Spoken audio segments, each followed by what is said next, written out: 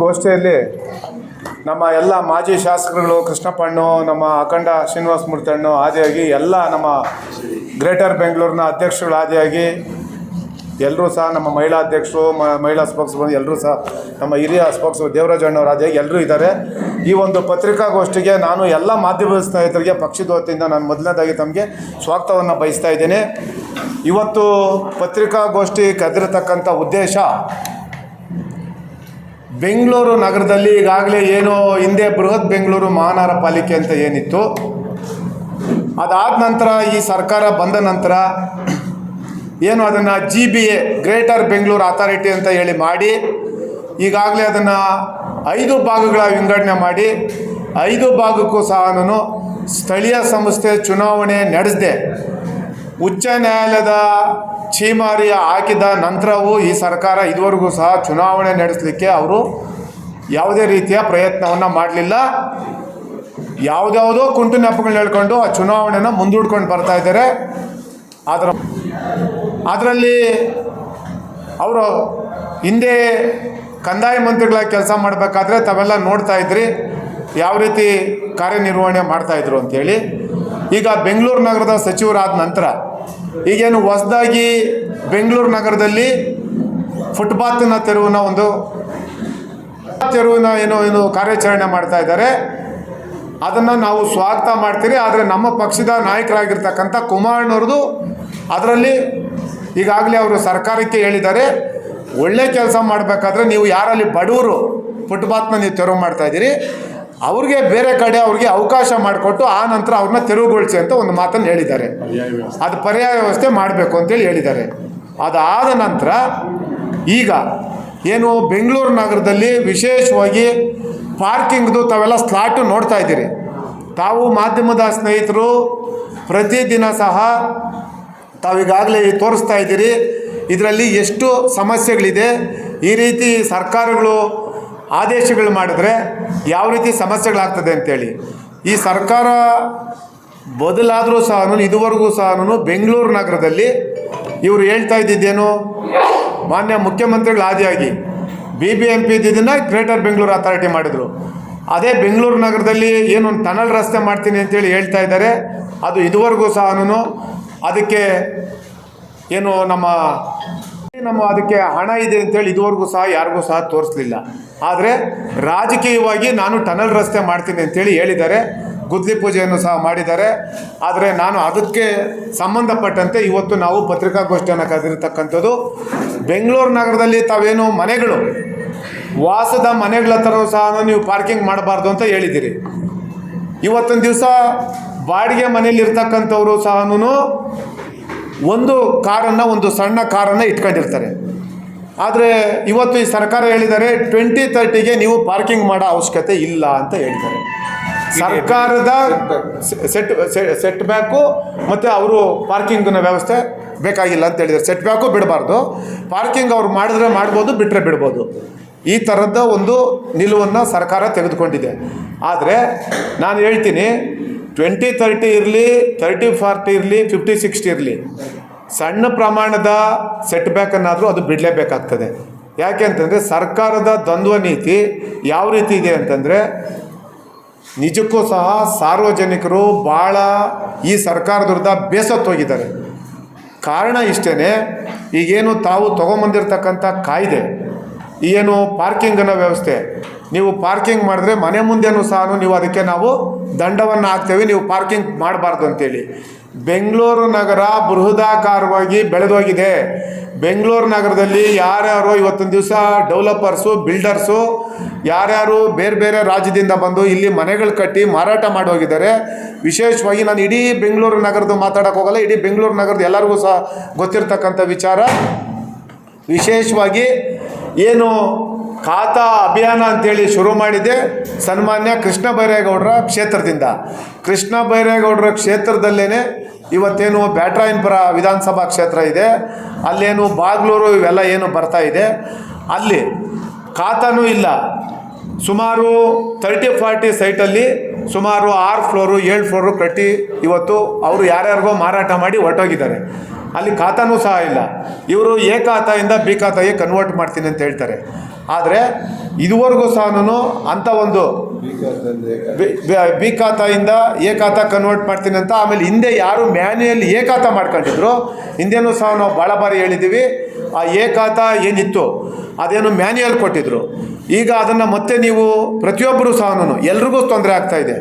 ಇವತ್ತೇನು ಅದನ್ನು ಮತ್ತೆ ನೀವು ಬಿ ಖಾತಾಗೆ ನೀವು ಎ ಖಾತಾ ನೀವು ಏನು ಇ ಖಾತಾ ಮಾಡ್ತೀನಿ ಅಂತ ಹೇಳ್ತಾ ಇದ್ದಾರಲ್ಲ, ಮ್ಯಾನ್ಯಲ್ ಖಾತಾ ಇದ್ದಿದ್ದನ್ನು ನೀವು ಇ ಖಾತಾ ಮಾಡ್ತೀನಿ ಅಂತ ಏನು ಹೇಳ್ತಾ ಇದ್ದೀರಿ, ಅದಕ್ಕೆ ನೀವೇನು 5% ಕೊಡ್ತೀರಿ, ರಿಬೇಟ್ ಕೊಡ್ತೀರಿ ಅಂತ ತಾವೇನು ಹೇಳ್ತಾ ಇದ್ದೀರಿ.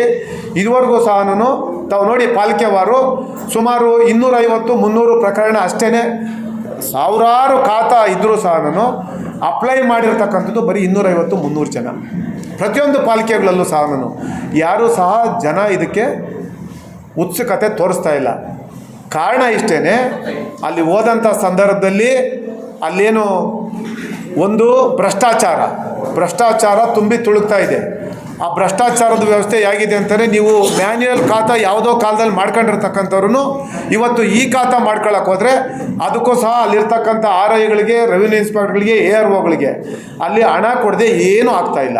ಆಮೇಲೆ ಇಲ್ಲಿ ಅವರೇನು ಸ್ವಲ್ಪ ಇಲ್ಲಿಂದ ನಾವೆಲ್ಲ ಸರಿ ಮಾಡ್ತೀವಿ ಅಂತೇಳಿ ಹೇಳ್ತಾ ಇದ್ದಾರೆ, ಇಲ್ಲಿ ಟೆಕ್ನಿಕಲ್ ಪ್ರಾಬ್ಲಮ್ ಇದೆ ಅಂತ ಹೇಳ್ತಾರೆ. ಅದೊಂದು ಉದಾಹರಣೆಗೆ ನೋಡಿ, ನಾನು ತೊಗೊಂಬಂದಿದ್ದೀನಿ, ಭಾಳ ಚೆನ್ನಾಗಿ ಒಂದು ಇದನ್ನು ಹಾಕ್ಕೊಂಡಿದ್ದಾರೆ. ಏನೋ ಮಾನ್ಯ ಮುಖ್ಯಮಂತ್ರಿಗಳ ಫೋಟೋ, ಉಪಮುಖ್ಯಮಂತ್ರಿಗಳ ಫೋಟೋ, ಕೃಷ್ಣ ಬೈರೇಗೌಡರ ಫೋಟೋ ಹಾಕ್ಕೊಂಡು ಇವತ್ತೇನು ಒಂದು ಇದನ್ನು ಇದು ಮಾಡ್ತಾ ಇದ್ದಾರೆ. ಬರೀ ಫೋಟೋ ನೋಡ್ಲಿಕ್ಕೆ ಚೆನ್ನಾಗಿದೆ, ಇದರಲ್ಲಿ ಎಷ್ಟು ಸಮಸ್ಯೆ ಇದೆ ಅಂತ ಹೇಳ್ತೀನಿ ನೋಡಿ. ಇದರಲ್ಲಿ ಎಷ್ಟು ಸಮಸ್ಯೆ ಇದೆ ಅಂತೇಳಿ, ಎಷ್ಟು ಸಮಸ್ಯೆ ಇದೆ ಅಂತಂದರೆ, ಉದಾಹರಣೆಗೆ ಸರ್, ಕೃಷ್ಣ ಬೈರೇಗೌಡರ ಕ್ಷೇತ್ರದಲ್ಲಿ ನಾನು ಹೇಳ್ತಾ ಇರ್ತಕ್ಕಂಥದ್ದು ಬ್ಯಾಟರಾಯನಪುರದಲ್ಲಿ ಇವತ್ತು ಆ ಕಟ್ಗೆನಹಳ್ಳಿ ಅಂತ ಏನು ಬರ್ತದೆ, ಅಲ್ಲಿ 30-40 ಸೈಟ್ಗೆ ಎಷ್ಟು ಹಾಕಿದ್ದಾರೆ ಅಂತಂದರೆ ಸರ್, 30-40 ಸೈಟ್ಗೆ ಸರ್, ಸೈಟ್ ನಂಬರ್ 1, 2, 3 ಹಾಕಿದ್ದಾರೆ. 13,88,00,000 ಅಂತ ಹಾಕಿದ್ದಾರೆ. ಇದಕ್ಕೆ 13,88,000 ರೂಪಾಯಿ. ಅದೇ ರೀತಿ 4, 5, 6ನೇ ಸೈಟ್ಗೆ 3.30 ಅಂದರೆ 3,30,000 ಅಂತ ಹಾಕಿದ್ದಾರೆ. ಮತ್ತೆ ನೋಡಿ 7, 8, 9ನೇ ಸೈಟ್ಗೆ 6,57,000 ರೂಪಾಯಿ ಹಾಕಿದ್ದಾರೆ. ಮತ್ತು ಸೈಟ್ ನಂಬರ್ 10 2,25,000 ರೂಪಾಯಿ ಹಾಕಿದ್ದಾರೆ. ಸೈಟ್ ನಂಬರ್ 11 1,35,000 ರೂಪಾಯಿ. ಈ ಥರದ್ದು ನಾನು ಎಲ್ಲ ಇದು ಮಾಡಿದ್ದೀನಿ. ಈ ಕಾರಣ ಏನು ಅಂತಂದರೆ, ಅವರು BBMP ಆಫೀಸ್ಗೆ ಹೋದರೆ ಇದು ಹೆಡ್ ಆಫೀಸ್ದು ಪ್ರಾಬ್ಲಮ್ಮು, ನೀವು ಅಲ್ಲೋಗಿ ಅಂತಾರೆ. ಅಲ್ಲಿ AROಗಳ ಹತ್ರ ಹೋದರೆ ಅವ್ರು ಹೆಡ್ ಆಫೀಸ್ಗೆ ಕಳಿಸ್ತಾರೆ. ಹೆಡ್ ಆಫೀಸಲ್ಲಿ ನಿಮಗೆ ಜಡ್ಜ್ಮೆಂಟ್ ಕಾಪಿ ಕೊಡ್ತೀನಿ, ವೆರಿ ಇಂಪಾರ್ಟೆಂಟು, ಭಾಳ ನೀಟಾಗಿ ಬರ್ತಿದ್ರು ಜಡ್ಜ್ಮೆಂಟು. ಲೋಕಲ್ ಗೌರ್ಮೆಂಟ್ಸ್ ಇಲ್ಲದೆ ಯಾವುದೇ ಕಾರಣಕ್ಕೂ ಸಹ ಇದು ಮಾಡಬಾರ್ದು ಅಂತೇಳಿ ಕಟ್ ಆ್ಯಂಡ್ ಕ್ಲಿಯರ್ ಜಡ್ಜ್ಮೆಂಟ್ ಇದೆ ನೋಡಿ. ಲಾಸ್ಟ್ ಪ್ಯಾರಾ ನಂಬರ್ 4ಅಲ್ಲಿ ನಿಮ್ಗೆ ಕೊಡ್ತೀನಿ, ಇದೊಂದು ಚೂರು ಮಾತ್ರ ಓದ್ಬಿಡ್ತೀನಿ. In case term of municipal body comes to an end till the formation of the elected body, the affairs of such municipal body shall be conducted by their member committee headed by the district magistrate concerned, of which the executive officer, chief executive officer, municipal commissioner shall be a member. The third member shall be a district level officer to be nominated by the district magistrate. Last para, for the purpose of ensuring that the administrative work of the local bodies is not hampered, the government would be at liability to issue a notification for the delegation, or as the case may be, discharge of financial powers in concerns with direction the set out above, subject to the condition that to major policy decision shall be taken by the administrative authority. Very cut and ಕ್ಲಿಯರಾಗಿ ಹೇಳಿದ್ದಾರೆ supreme court. ನಾನು ಇದು ಬಿಟ್ಟು ಈಗ ಮಾನ್ಯ ಕೃಷ್ಣ ಬೈರೇಗೌಡರಿಗೆ ನೇರವಾಗಿ ಕೇಳ್ತೀನಿ, ಈಗ ನೀವು ಕಾನೂನು ತೊಗೊಂಬರ್ತಾ ಇದ್ದೀರಿ, ಮನೆಗಳು ಪಾರ್ಕಿಂಗ್ ಇಲ್ಲದೆ ಇದ್ದರೆ ನಾವು ಅಲ್ಲಿ 5,000, 10,000, 15,000 ನಾವು ಫೈನ್ ಹಾಕ್ತೀವಿ ಅಂತ ಹೇಳ್ತಾ ಇದ್ದೀವಲ್ಲ ಸರ್. ಈಗ ನಾನು ಈಗಾಗಲೇ ವಿಧಾನಸೌಧ ಹತ್ರ ಪಾರ್ಕಿಂಗ್ ಇಲ್ಲ, ಸರ್ಕಾರಿ ಕಚೇರಿಗಳ ಹತ್ರ ಪಾರ್ಕಿಂಗ್ ಇಲ್ಲ, ವಿಶೇಷವಾಗಿ ಬೆಂಗಳೂರು ನಗರದಲ್ಲಿ ಕೃಷ್ಣಪ್ಪಣ್ಣ ಹೇಳ್ತಾ ಇದ್ದಾಗೆ ಪಾಸ್ಪೋರ್ಟ್ ಆಫೀಸ್ಗೆ ಹೋಗಿ ಎಷ್ಟು ಜನ ಹೋಗ್ತಾರೆ, ಅಲ್ಲಿ ಯಾವ ರೀತಿ ಅವ್ಯವಸ್ಥೆ ಇದೆ ನೋಡಿದ್ದೀರ ತಾವು. ಅಲ್ಲಿ ಪಾರ್ಕಿಂಗ್ ವ್ಯವಸ್ಥೆ ಇಲ್ಲ. ಇದು ಎಲ್ಲವನ್ನೂ ಬಿಟ್ಟು ಪೊಲೀಸ್ ಆಯುಕ್ತರ